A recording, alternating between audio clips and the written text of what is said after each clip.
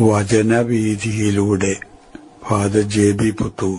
വിശുദ്ധ ലൂക്കാ രചിച്ച നമ്മുടെ കർത്താവ് യേശുമിശിഹായുടെ പരിശുദ്ധ സുവിശേഷം.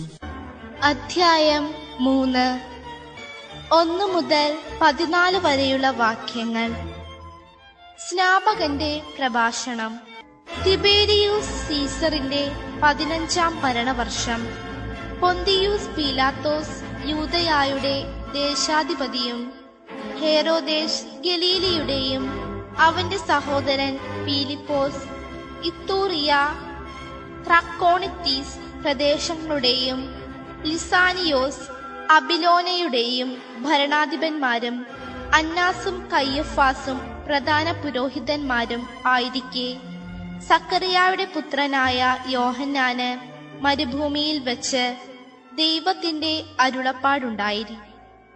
അവൻ പാപമോചനത്തിനുള്ള മാനസാന്തരത്തിന്റെ ജ്ഞാനസ്നാനം പ്രസംഗിച്ചുകൊണ്ട് ജോർദാന്റെ സമീപ പ്രദേശങ്ങളിലേക്ക് വന്നു. ഏശയ്യാ പ്രവാചകന്റെ പുസ്തകത്തിൽ എഴുതപ്പെട്ടിരിക്കുന്നത് പോലെ മരുഭൂമിയിൽ വിളിച്ചു പറയുന്നവന്റെ ശബ്ദം, കർത്താവിന്റെ വഴി ഒരുക്കുവിൻ, അവന്റെ പാത നേരെയാക്കുവിൻ. താഴ്വരകൾ നികത്തപ്പെടും, കുന്നും മലയും നിരത്തപ്പെടും, വളഞ്ഞ വഴികൾ നേരെയാക്കപ്പെടും, പരുപരുത്തവ മൃദുവാക്കപ്പെടും. സകല മനുഷ്യരും ദൈവത്തിന്റെ രക്ഷ കാണുകയും ചെയ്യും. ജ്ഞാനസ്നാനം സ്വീകരിക്കാൻ തന്റെ അടുത്തേക്ക് വന്ന ജനക്കൂട്ടങ്ങളോട് അവൻ ചോദിച്ചു, അണലി സന്തതികളെ, ആസന്നമായ ക്രോധത്തിൽ നിന്ന് ഓടിയകലാൻ നിങ്ങൾക്ക് മുന്നറിയിപ്പ് നൽകിയതാര്? മാനസാന്തരത്തിന് യോജിച്ച ഫലങ്ങൾ പുറപ്പെടുവിക്കുവിൻ. ഞങ്ങൾക്ക് പിതാവായി അബ്രാഹമുണ്ട് എന്നു പറഞ്ഞ് നിങ്ങൾ അഭിമാനിക്കേണ്ട. കാരണം ഈ കല്ലുകളിൽ നിന്ന് അബ്രാഹത്തിന് സന്തതികളെ പുറപ്പെടുവിക്കാൻ ദൈവത്തിന് കഴിയുമെന്ന് ഞാൻ നിങ്ങളോട് പറയുന്നു. വൃക്ഷങ്ങളുടെ വേരിന് കോടാലി വയ്ക്കപ്പെട്ടു കഴിഞ്ഞു. നല്ല ഫലം നൽകാത്ത വൃക്ഷങ്ങളെയെല്ലാം വെട്ടി തീയിലെറിയപ്പെടും. ജനക്കൂട്ടം അവനോട് ചോദിച്ചു, ഞങ്ങൾ എന്താണ് ചെയ്യേണ്ടത്? അവൻ പറഞ്ഞു, 2 ഉടുപ്പുള്ളവൻ 1 ഇല്ലാത്തവന് കൊടുക്കട്ടെ. ഭക്ഷണമുള്ളവനും അങ്ങനെ ചെയ്യട്ടെ. ചുങ്കക്കാരും ജ്ഞാനം സ്വീകരിക്കാൻ വന്നു. അവരും അവനോട് ചോദിച്ചു, ഗുരു, ഞങ്ങൾ എന്തു ചെയ്യണം? അവൻ പറഞ്ഞു, നിങ്ങളോട് ആജ്ഞാപിച്ചിട്ടുള്ളതിൽ കൂടുതൽ ഈടാക്കരുത്. പടയാളികളും അവനോട് ചോദിച്ചു, ഞങ്ങൾ എന്തു ചെയ്യണം?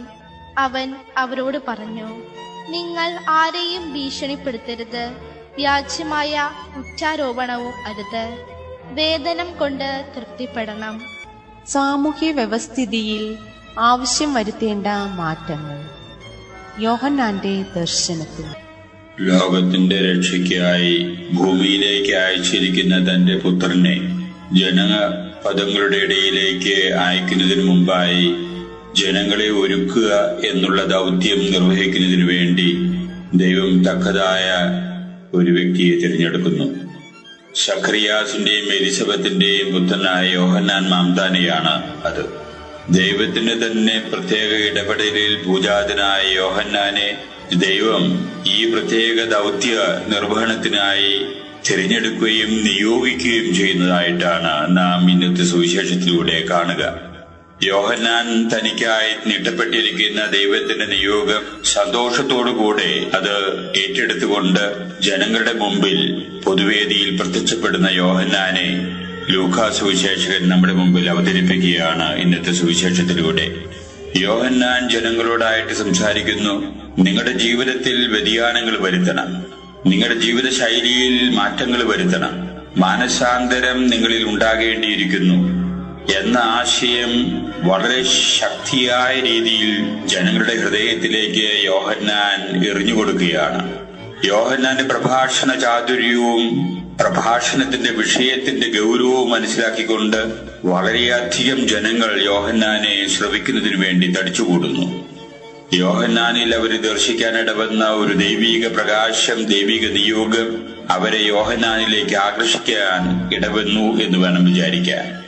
അവിടെ തിങ്ങിക്കൂടിയ ജനങ്ങളിൽ പലരും യോഹന്നാനോടായിട്ട് ചോദിക്കുന്നു, ഗുരു, ഞങ്ങൾ എന്തു ചെയ്യണം? യോഹന്നാൻ അതിന് ഉത്തരമായിട്ട് അവരോട് പറയുന്നു, നിങ്ങൾ രണ്ടുടുപ്പുള്ളവർ ഒന്ന് ഇല്ലാത്തവന് കൊടുക്കട്ടെ. സത്യത്തിൽ പറഞ്ഞാൽ പാവപ്പെട്ട ആളുകളെ നിങ്ങൾ സംരക്ഷിക്കാനുള്ള മനസ്സ് നിങ്ങൾക്കുണ്ടാകണം. അങ്ങനെ വിശാലമായിട്ടുള്ള ഒരു സാമൂഹ്യ വ്യവസ്ഥിതിയെ അവരെ പഠിപ്പിക്കുകയാണ് യോഹന്നാൻ. തുടർന്ന് അവിടേക്ക് ഓടിക്കൂടിയ ചുങ്കക്കാരും ചോദിക്കുന്നു യോഹന്നാനോട്, ഗുരു, ഞങ്ങൾ എന്ത് ചെയ്യണം?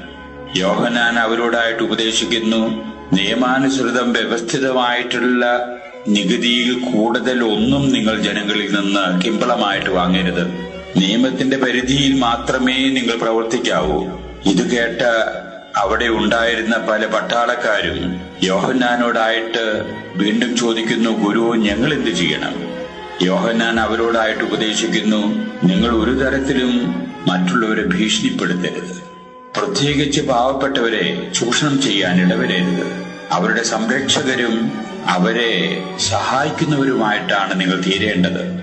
ഇങ്ങനെ സമൂഹത്തിൽ ഉടനീളം ഒരു പരിവർത്തനത്തിൻ്റെതായിട്ടുള്ള ശംഖുലി മുഴക്കിക്കൊണ്ടാണ് യോഹന്നാൻ തന്റെ പൊതു പ്രവർത്തനങ്ങൾക്ക് തുടക്കം കുറിക്കുന്നതായിട്ട് ഇന്നത്തെ സുവിശേഷത്തിൽ നാം ദർശിക്കാനിടവരുന്നത്.